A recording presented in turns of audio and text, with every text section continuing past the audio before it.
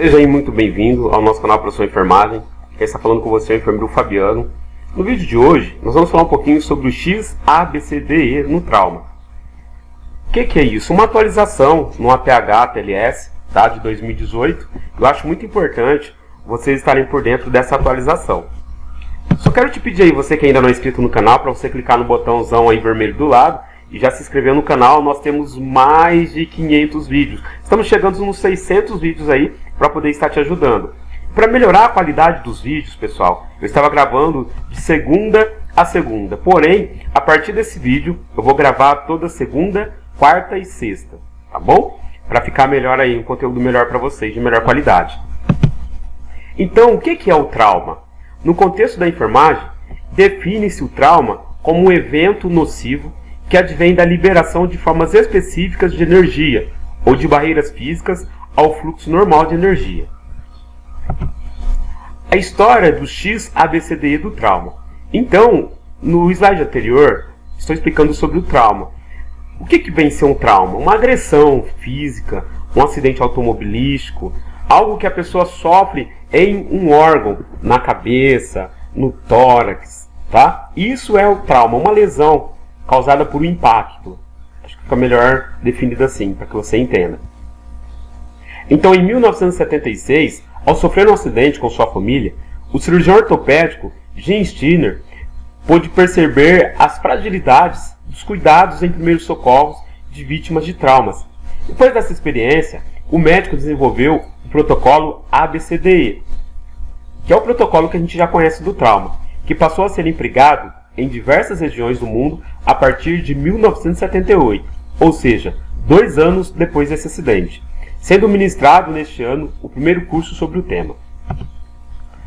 A importância do método desenvolvido por Jim Steiner não demorou a ser reconhecida pelas autoridades médicas, uma vez que só com esses cuidados é possível realmente estabilizar o paciente, deixando-o mais seguro para o transporte e para quaisquer outras intervenções que se façam necessárias.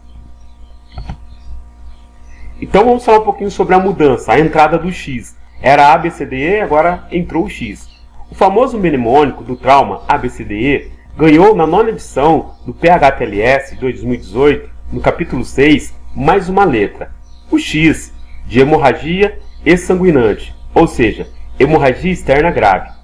O APH sofreu uma substancial alteração, dando mais ênfase às grandes hemorragias externas, antes mesmo do controle cervical ou da abertura das vias aéreas. Por isso que o X ele entrou em primeiro lugar.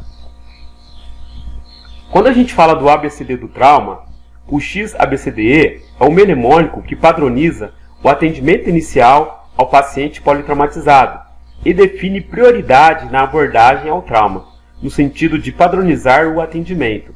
Ou seja, é uma forma rápida e fácil de memorizar todos os passos que devem ser seguidos com o paciente em politrauma. Ele foi pensado para identificar lesões potencialmente fatais ao indivíduo e é aplicável a todas as vítimas com quadro crítico, independentemente da idade. O protocolo tem como principal objetivo reduzir índice de mortalidade e morbidade em vítimas de qualquer tipo de trauma. Quais as condutas de segurança na fase pré-hospitalar? Então é muito importante, além de saber os protocolos, sabermos as sequências, nós precisamos saber qual que é a conduta segura no atendimento pré-hospitalar. Antes de iniciar a abordagem do X-ABCDE ao paciente vítima de trauma, é necessário atentar-se a itens essenciais para salvaguardar a vida da equipe. Esses itens são a avaliação da segurança da cena, ou seja, a cena segura, o uso de EPIs, equipamentos de uso individual, e sinalização da cena, exemplo, dispor de cones de isolamento na pista, pisca-alerta. É bem importante atentarmos à segurança da cena. Não adianta nós socorrermos alguém e nos tornarmos mais uma vítima, ou alguém da nossa equipe. O significado das letras A, B, C, D, E. Então eu vou falar um a um aqui, preste bastante atenção. Se você quiser pegar uma caneta aí para anotando, tá? Isso é muito bom. O X é exsanguinação. Então no X nós vamos fazer a contenção de hemorragias externa grave. A abordagem a essa ela deve ser antes mesmo do manejo das vias aéreas, uma vez que epidemiologicamente apesar da obstrução de vias aéreas ser responsável pelos óbitos em um curto período de tempo, o que mais mata no trauma são as hemorragias graves. Por isso, gente, que entrou o X primeiro. Notou-se que as hemorragias graves, elas matam mais do que mesmo a obstrução das vias aéreas.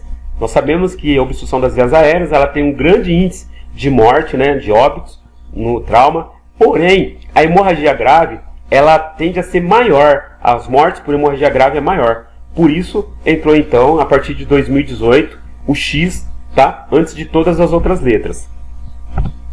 O A. No A, nós vamos fazer as vias aéreas e proteção da coluna cervical. O que seria isso? No A, deve-se realizar a avaliação das vias aéreas. No atendimento pré-hospitalar, 66 a 85% das mortes evitáveis, elas ocorrem por obstrução das vias aéreas. Então, depois que eu fiz a parte do X, que é a hemorragia externa, eu vou fazer o quê? Eu vou verificar as vias aéreas. Para a manutenção das vias aéreas, utilize das técnicas de chin lift e também, quando nós falamos da técnica de chin lift, nós estamos falando da elevação do queixo e o uso de aspirador de ponta rígida. E também a técnica que nós chamamos de jaw thrust, que é a anteriorização da mandíbula, e também a cânula orofaríngica, que é a cânula de Guedel. Quando o paciente ele tem suspeita de trauma cervical, nós vamos usar a jaw thrust, que nós vamos fazer o quê? A anteriorização da mandíbula. Sempre. Paciente com suspeita de trauma cervical, a melhor manobra a se fazer é jaw thrust. No A, também realiza-se a proteção da coluna cervical. Em vítimas conscientes, a equipe de socorro deve se aproximar da vítima pela frente para evitar que mova a cabeça para os lados durante o olhar, podendo causar lesões medulares se não fizer dessa forma. A imobilização ela deve ser de toda a coluna, não se limitando à coluna cervical. Para isso, uma prancha rígida deve ser utilizada.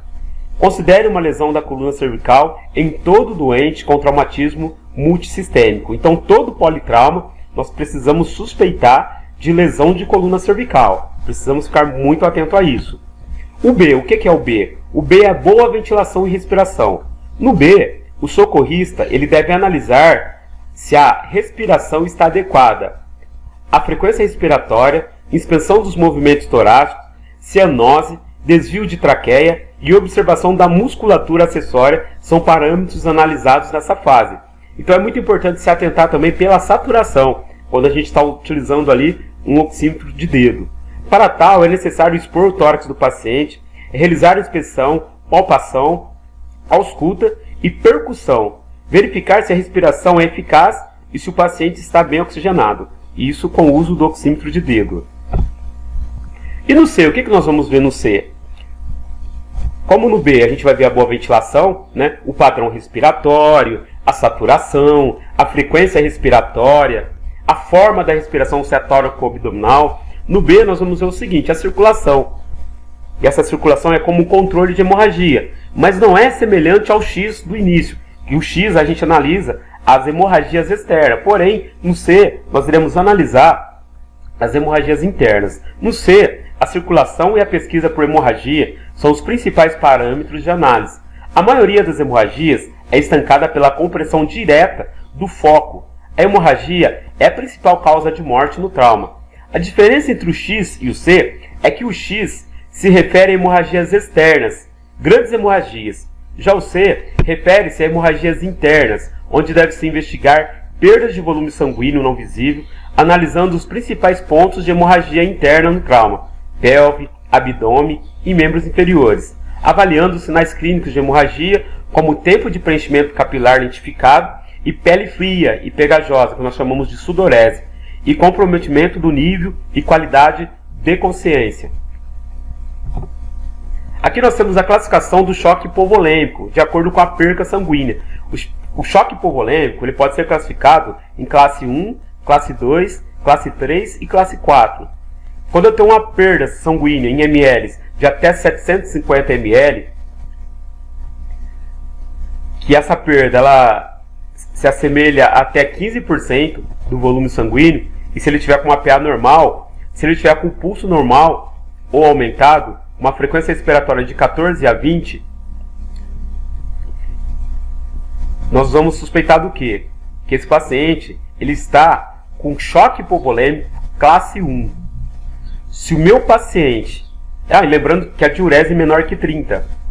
Se o meu paciente ele está apresentando uma perca sanguínea de 750 a 1.500 ml, essa perca ela equivale de 15 a 30% da perda do sangue, a pressão estiver normal, o pulso estiver diminuído e a frequência respiratória de 20 a 30 e a diurese de 20 a 30 ml, eu vou classificar ele como 2, choque hipovolêmico de classe 2.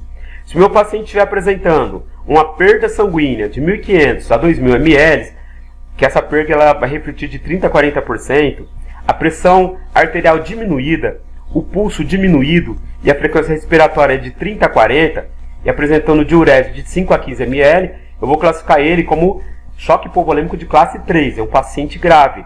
E se eu tenho um paciente que está apresentando perca sanguínea maior que 2.000 ml, essa perca ela vai refletir a maior que 40%, maior que 40%, gente, de perca sanguínea, e a pressão arterial diminuída e o pulso diminuído, uma frequência respiratória acima de 35, e a diurese não apresenta nada de diurese, é classe 4 do choque hipovolêmico. Esse paciente é um paciente gravíssimo, tá? Então o paciente que ele é menos grave é o classe 1, ele vai apresentar diurese maior que 30, e o gravíssimo ele não vai apresentar nada de diurese. Então anote esse quadro aqui, tire um print da tela se possível, mas é muito bom você saber sobre isso. E quais são essas soluções que nós vamos utilizar quando o paciente está com hemorragia? Nós devemos fazer reposição volêmica. Então o soro Ringer lactato ele é solução isotônica de escolha. Normalmente escolhe-se já o Ringer lactato. Contudo, soluções cristalóides elas não repõem hemácias, portanto não recupera a capacidade de carregar ou levar o O2 ou as plaquetas necessárias no processo da coagulação e controle de hemorragia. Então precisamos ficar muito atentos. É importante fazer a reposição volêmica com cristalóide, colóide, né, com Ringer? Sim, porém é necessário fazer a transfusão sanguínea, porque o Ringer ele não carrega o O2, ele não ajuda a hemácia a carregar o O2, ele não vai ajudar no complexo de coagulação fisiológica do paciente. Então é necessário que esse paciente seja hemotransfundido o mais rápido possível, que ele tome sangue, plaquetas. No D, é disfunção neurológica. No D, análise, vai analisar o que? Análise do nível de consciência, o tamanho e reatividade das pupilas, se elas estão isocóricas, anisocóricas, mióticas.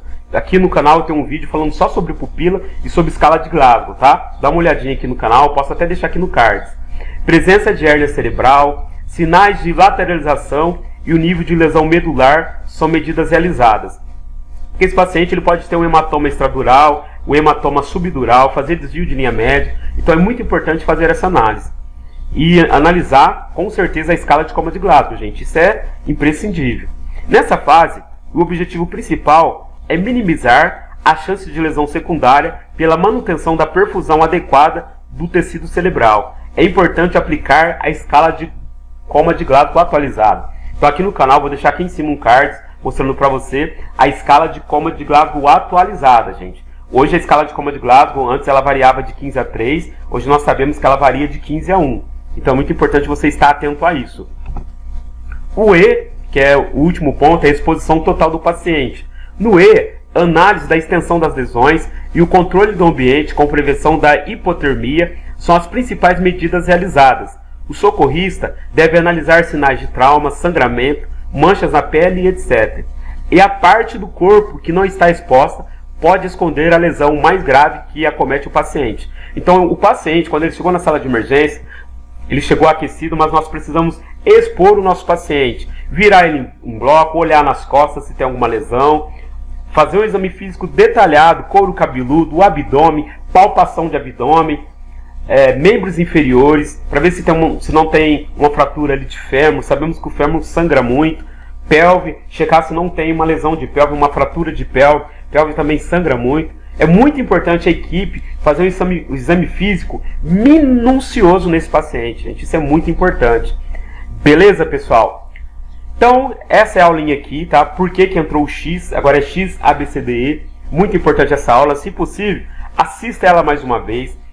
E eu só quero te lembrar que eu vou deixar na descrição desse vídeo aqui, o link do curso de APH, Atendimento Pré-Hospitalar. Você quer sair na frente de muitos aí? Seu sonho é entrar no SAMU, trabalhar em uma UPA, pronto-socorro? Esse curso vai abrir os seus horizontes, vai te abrir o seu entendimento sobre urgência, emergência e sobre o pré-hospitalar. Então vou deixar na descrição desse vídeo aqui o link do curso de APH. É um curso com 80 horas, com certificado e também com carteirinha. Para você que assistiu esse vídeo, vai ter um descontinho especial que eu vou deixar aqui na descrição para você.